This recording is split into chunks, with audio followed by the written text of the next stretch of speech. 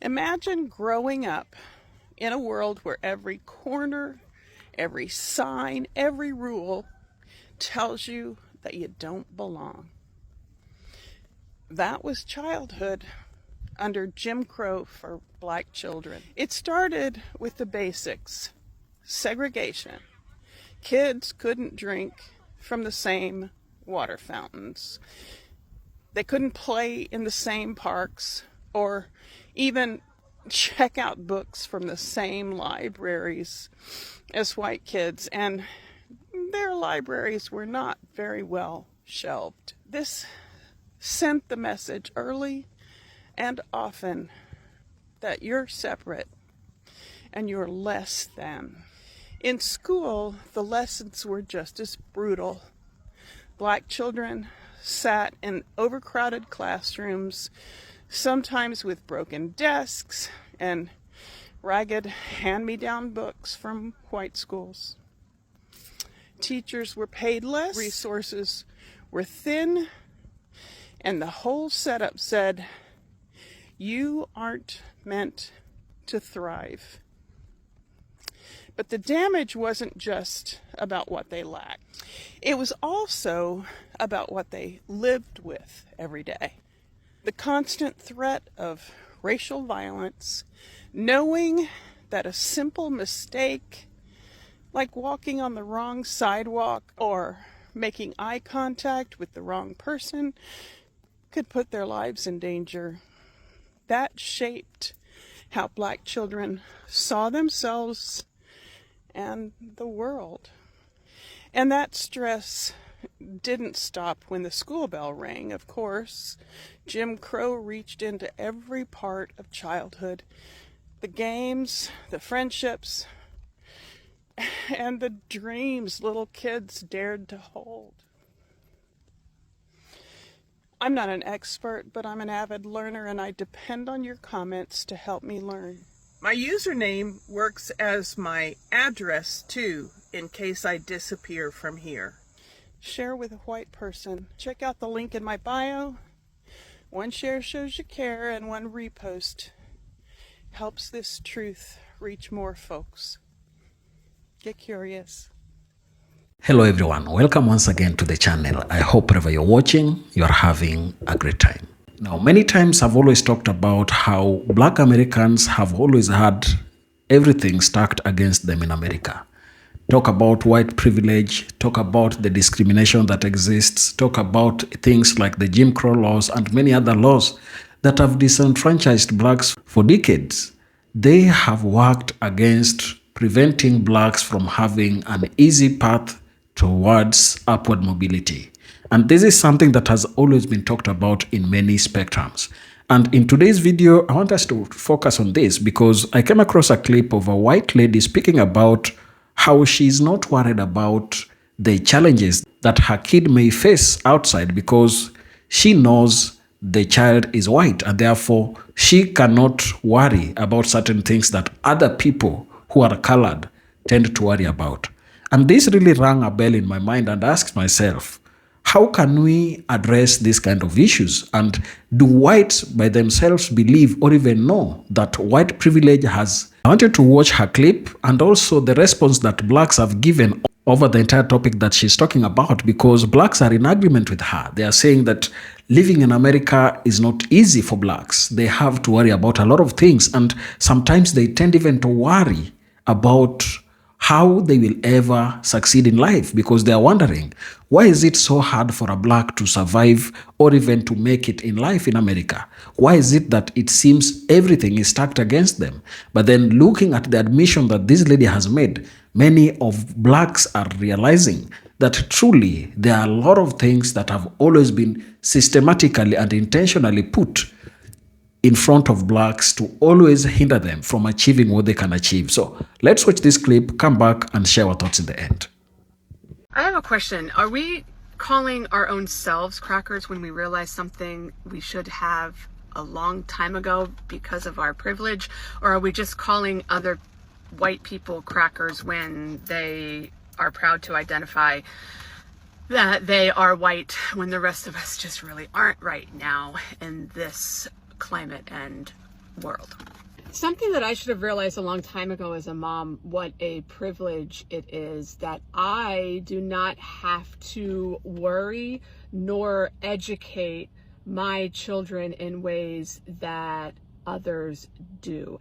And now that apparently it's okay to profile in certain situations, although in many ways it's okay to profile now, according to the government, we all know there has always been profiling, right? We all know that. So, for example, if we were to profile the people who are most likely to implement a school pew pew, there would be my son would have been profiled because he is a white, grew up middle class up until a few years ago in a religious environment. So, there's very many factors as to why he would have been profiled. Did I ever worry that he would be? No, not even one time. Profile people we were concerned that would do inappropriate things to our children, then we would profile white men, right?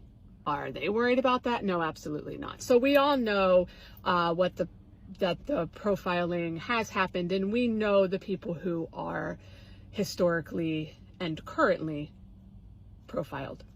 The thing that made me feel so ridiculous to realize today as I was thinking about this is how I would feel if hypothetically my son was inevitably going to be profiled by somebody. What kind of education would I need to worry about giving him? If I had to think every single day, there is a possibility that somebody might profile my son and cause him harm or put him in danger, then I would educate him, right? I would tell him, you need to be careful what you say. You need to make sure that you don't engage in this and that because somebody could think this or assume that. And I would have all of these ways that I would constantly be wondering and making sure that my son understood the consequences of his actions, even when they're not wrong. Because at any given point in time, a random person can just decide that it's wrong based upon how he looks and put him in harm's way. I am so freaking clueless to what so many moms go through and have gone through every day of their lives. And I'm sitting here having this hypothetical thoughts in my head for a lot of reasons today. How freaking privileged we are as white moms. There are moms out there that have astronomically more things to worry about for their children every day, more things to educate their children about, that there should be no reason that they have to educate them about. And it is strictly based on the color of their skin. And today I am infuriated. I am so heartbroken. And I also feel like a privileged cracker that I have never thought deeply enough to have empathy for all of the moms that have it so much worse for literally no reason at all except for hatred and bias and things that have nothing to do with their children's character. You can train and you can teach all you want, but you can't control other people, and we know that. But I don't wake up every single day knowing 100% that one of my children will be profiled that day and could be put into danger because of it. As somebody who advocates for others in the healthcare system and feels like I have much of an understanding that I can on disparity in healthcare and bias and systemic isms, I guess I'm just surprised at myself that I am thinking this deeply about this for the first time. kind of embarrassing. Good morning. Good morning. Guys, it's getting petty and I'm loving it. I'm loving it. It's getting petty and I'm loving it. Guys, check this out. You know, old Moses Mike Johnson, that's what he called himself. He's been delaying the swearing in of the latest congresswoman because she has agreed to be the 218th signature to release those Epstein files, right? Well, he's not gonna swear her in. Yeah, he's refraining from swearing her in. So this interesting gentleman from Grindr came out and said to Mike Johnson personally, he said, this is for Mike Johnson. If you're not Mike Johnson, keep scrolling. He said, Mike Johnson, you got till Wednesday to swear her in, or I'm releasing your Grindr profile. Come on with it, baby. Dude said, you got till Wednesday. And if you don't swear her in, I'm going to release your Grindr profile. Y'all know what Grindr is. That's that gay dating site or gay setup site. And he said, not only will I release your Grindr profile, I'm also going to release your IP address. He said, yeah, bitch, I come with receipts. He said, I come with receipts. You got to Wednesday. Well, I want y'all to keep this gentleman in your prayers and that he stays protected. Because he came on later with an update saying that it's been a crazy 24 hours, which you know what that means. He says, but he's been in touch with some great lawyers and he's in a safe place. But he was not trying to shake him down. He was not going to profit anything from doing this. He wanted the files released. So you know what they're doing. You know they're threatening the gentleman. Because God forbid the truth comes out. See, they all spend their time hiding behind this big curtain while they pretend to be one thing. Behind that curtain, they all getting their freak on.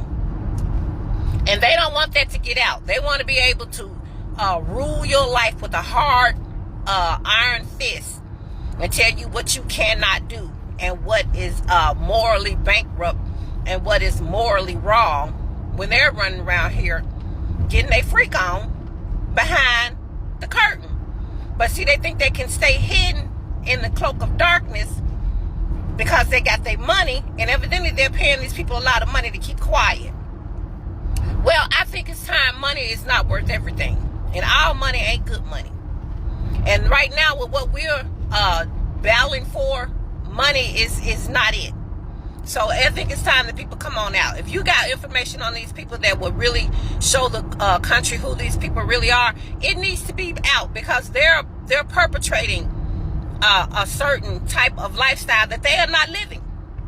And they should be called out on that, especially when they're demanding everybody else lives this lifestyle that they aren't even living. So I'm with the dude. I hope the guy, dude, I don't know your name, I'm sorry, but I hope you're safe and stay safe. And he also said that he's not the only one with this information. So that was letting them know, if anything happened to me, this information is still gonna come out. It's that kind of seriousness. So I wonder what's gonna happen between now and Wednesday. Y'all think he gonna go ahead and swear her in? Or you think they're gonna try to pull another Charlie Kirk with this guy as well? I'm just wondering. But I say don't wait till Wednesday. Let it out.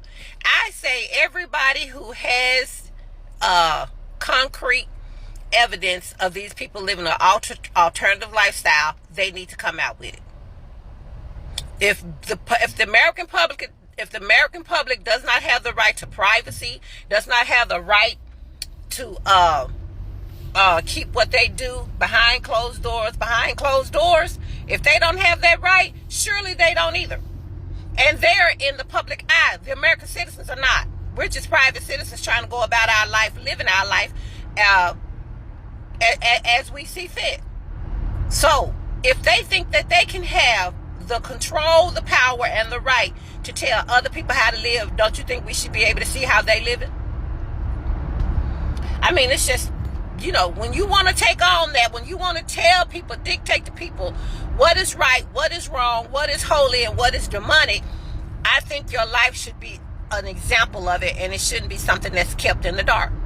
So the only reason y'all don't want this information to come out is because y'all don't want y'all dark side revealed.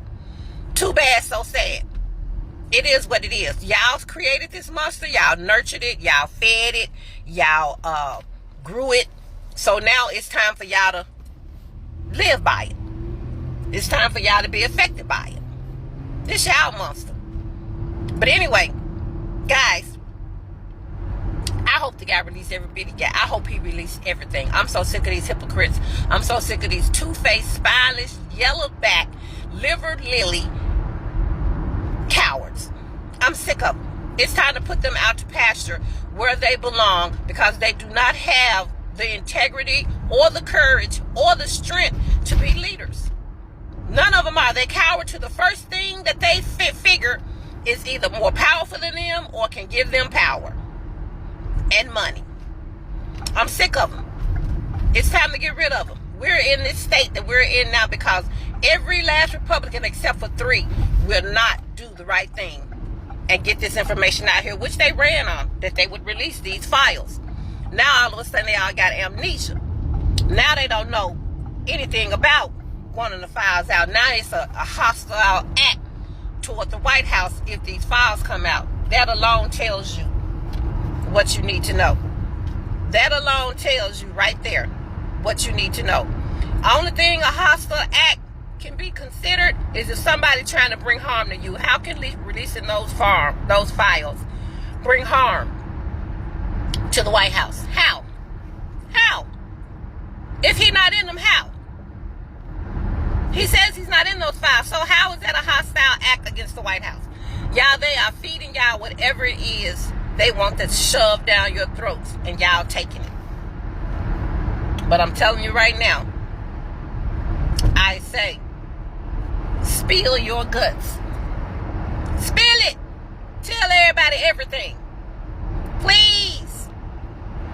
It's time to pull off the mask. It's time to raise that curtain and show the entire country what these people are about and what they're doing and what their lifestyle looks like, while they up here trying to tell you how to live your life. I think you have the right to get a peek into what their life is like. If you don't want people in your bedroom, stay out of other people's bedroom. So, Mr. Man, please release that Grindr profile and that IP address. And any of your friends that are out there, y'all join in with them. Because you know that at that Charlie Kirk funeral, they crashed Grindr. Like they did at the Congress, the Republican, what is it? The Republican Party caucus, whatever, where that big convention. They crashed Grindr again. Wherever the Republicans gather, whatever city they gather in, they crash Grindr. That's pure fact.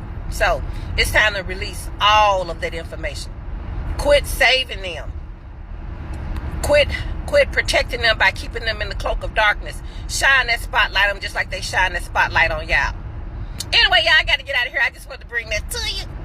I also want to tell y'all, have a wonderful day. And before I leave, I just got one question. Hey, Mike. Hey, Mike. Is it great again yet? I'm nosy as hell. Toodles. One thing I'm happy about this administration showing is showing white people how black people have been felt. Y'all were saying we were conspiracy theorists. Y'all were saying we were victims. We always want to be victims when we were telling y'all our history, right? And now y'all going through all these rabbit holes and y'all actually looking at the legislation like, wow, why can't we progress as a country? And then you're seeing that every single piece of legislation that's held us back from progressing in technology or education is literally because of racism and misogyny. It's literally because they don't want their women out here mingling with minority men. It's literally because they don't want their kids going to college and getting quote unquote woke. It's literally because they don't want to be in a workplace with us. They don't want to be in our presence. Y'all are seeing this now, right? The reason that we don't have universal health care, racism. Every single piece. China has been, the past 30 years have been flying past us in technology. We could have been on this, but we haven't because of racism and the lack of education. And they're attacking intellectualism because they think it's making people woke. From a young age, little black boys are told, 5 years old, hey, I know you're a little boy, but these people are going to look at you as a man now. You have to learn how to respect authority. By 10 years old, we're told that slavery didn't end because of any type of moral compass that these people had. It ended because of an economic standpoint that some people in the North were saying that we were going to have our downfall. During Reconstruction, we could have kept progressing, but the racism in our country is stronger than our progression. It's always held us back.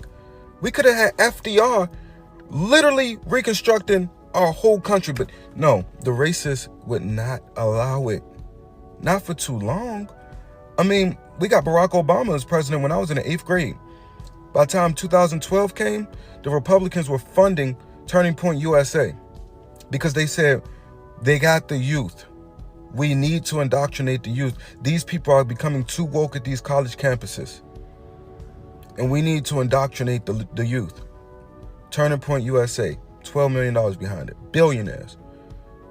Billionaires are funding legislation to have us move backwards in a country just because they don't want the progression of minorities. They don't want the progression of women. And we keep on telling y'all this. Every single piece of legislation that's holding us back is because of racism. And now y'all are finally going down these little rabbit holes. You're having your little woke up moment and you're going down this history lessons and you're saying, wow, this is crazy. We've been told this our whole life. We've been told that every single piece from the state level all the way up, from the county level, from redlining. We're talking about economics. We're talking about loans. We're talking about just owning homes. We're talking about getting educated on the stock market. Everything that we could be educated on more, we're held back because of racism and misogyny. They hate women and they hate minorities. I'm talking about just the basic civil liberties that people just are asking to have. Y'all are now seeing that, hey, wow, this was never about the price of eggs, huh? Yeah. This was never about conservative values. This was never about the Bible. This was never about loving thy neighbor. This was about hate from the jump. And I think you all are finally seeing it, that we're not victims. We're not always playing the victim. We're actually, the fact that we're actually still resilient after all of these years, when we could really be getting a lot worse. And we keep on progressive. And the fact that black women are leading the demographics in the most educated, and black men are more and more getting educated and going to trade school and going to college now, they hate it. We're actually progressing. Every single time you look up, we're progressing. And they don't like that. Because a white man should be able to go to state college because his father went there and his father donated to the college and he got him through college after he cheated through school, and he should be able to get a job at an entry level at a big financial firm, right? But the black woman went out and got a double bachelor's, a master's degree, and sometimes even a doctorate just to get the same job and get paid less. And now they're saying that they're not qualified. Now y'all seeing, y'all going down these rabbit holes, y'all looking like, wow, what do they mean they're not qualified? I'm looking at their qualifications. They look qualified. They got the experience, they got the internships, they got the education. They come from the neighborhoods, they come from the communities, they come from the county that they're trying to represent, and they still saying that they're not qualified. Are y'all paying attention? There's black men swinging from trees in the South in 2025, and y'all said the racism was over. Are y'all paying attention now? I don't think y'all was paying attention before. I just thought, you know what I'm saying? You know? Political leaders, Democratic political leaders, they ran in their house and unalived them in cold blood, and not no national news was saying a fucking word.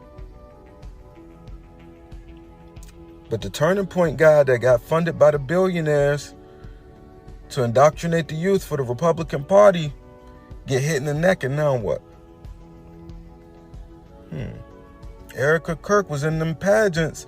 Now y'all seeing it. Oh, they just conspiracy theorists. Erica Kirk was in them pageants, them Trump pageants. It's all coming together now. Everything's adding up. Those files are coming out. Another billionaire in New York, a finance billionaire, just got caught up torturing women in his building. It's all coming out. These people are pigs. They're racist. They're misogynist. They love little girls. They love little boys. The groypers, every single one of them are disgusting. I think we need to separate the country because I don't want to live. If Mike Johnson gets away with not seating Adelita Kajalva, what kind of precedent does this set for the future of this country? We are genuinely fucked after that, and it's too far gone. It is absolutely unbelievable that there are still people on the right that don't see this. And it is equally unbelievable that the deeply conservative Democratic Party that is inept, dead, and lazy has nothing to do or say or show for this. This is one of those moments where I'm not making an accusation of FACism because of aesthetics or an opinion. This is a material reason that is actually autocratic and actually evil in a huge slip. Also, on a side note, you guys, Mike Johnson, Speaker of the House, has once again refused to swear in the Arizona Congress member for them to be the 218th. Welcome back again. Now, listening to the clips that I've just played for you, I think you're able to see the frustrations that blacks have gone through. It has never been easy for them. It has always been tough times after tough times. And the system is stacked against blacks at all times. And regardless of who is the president, President Obama got into office, but if you look at the legacy that he had towards black people, nothing much happened. In fact, some black people have always said that they didn't expect anything from him because he was already someone who was from the system. So it really gives you the notion that the American system already works against blacks, and at no point will they ever get anything working for them. So it's all about them to come together and find a way through which they can address every issue.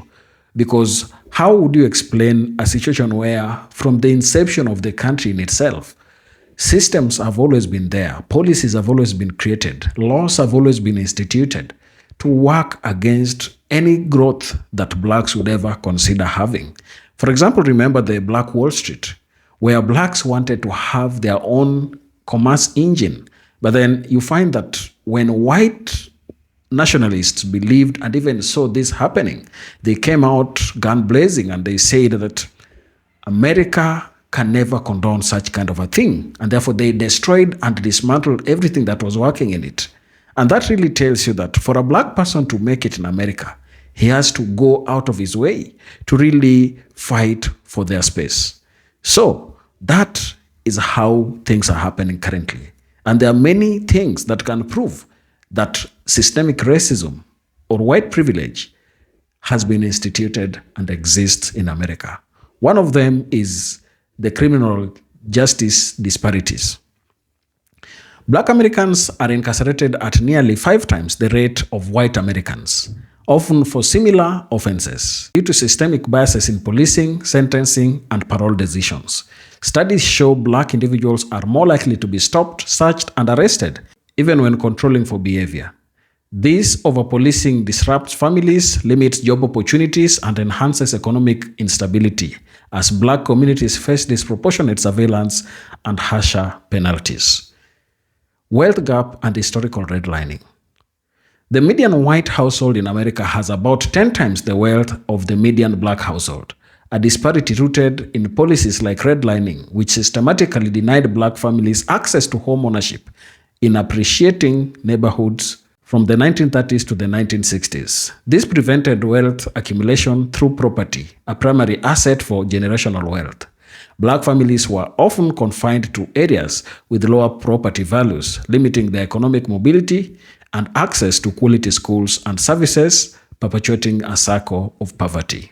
Educational inequalities. Public schools in predominantly black neighborhoods are often underfunded due to property tax-based funding models, receiving less per student than schools in white areas. This results in outdated resources, larger class sizes, and fewer advanced courses, hindering academic achievements and college readiness. Black students face lower graduation rates and limited access to higher education, perpetuating socioeconomic disparities. So when you have been confined in areas that are funded with low resources from the national government, the probability of you getting quality education has already been limited, and therefore, whatever you become, you will never get equal chances to that of a white person who lives in affluent suburbs. So this really tells you that from the inception, from birth, America is working against blacks. Employment discrimination. Resume audits reveal that names perceived as black, e.g. Lakeisha, receive 50% fewer callbacks than white names, e.g. Emily, for the same qualifications. This hiring bias limits black Americans' access to quality jobs, career advancements, and income stability. The resulting unemployment and underemployment gaps contribute to economic insecurity, restricting access to healthcare, education, and housing. The final one that I've had today is healthcare access and outcomes. Black Americans face worse health outcomes with higher rates of chronic conditions like hypertension and diabetes, partly due to the unequal access to quality healthcare. Studies show black patients are less likely to receive timely or adequate treatment compared to white patients with similar conditions. This stems from biases in medical settings and structural barriers like fewer healthcare facilities in black communities, leading to higher mortality rates and reduced quality of life. So if you look at the entire system, when somebody comes to you and tells you that America is not racist, there is nothing like systemic racism in America, white privilege does not exist, this is somebody who really has not had the time to get acquainted with the history books that exist in America. Because tell me why you would want blacks to live in specific areas that are not considered as appreciating, yet you go have whites live in areas that have high property values, so that when they go even to banks to seek funding, they get better funding. But then you only allow that for whites. Tell me why schools that blacks go to are underfunded. It is because the areas they were allowed to live in are places that white system consider as low value areas. So that really works against having blacks grow. So if you have already been underfunded when it comes to your education, your healthcare, and you also have limited callbacks from employment, how on earth would a white person who has all the privileges that anybody would want to have compare themselves with you? It is not possible. It really tells you that the American system is actively and continuously working against upward mobility of the blacks. Share your thoughts down in the comment section, and if you're watching us for the first time, please consider subscribing to the channel, like the video, and share. Thank you, and let's meet at the next one.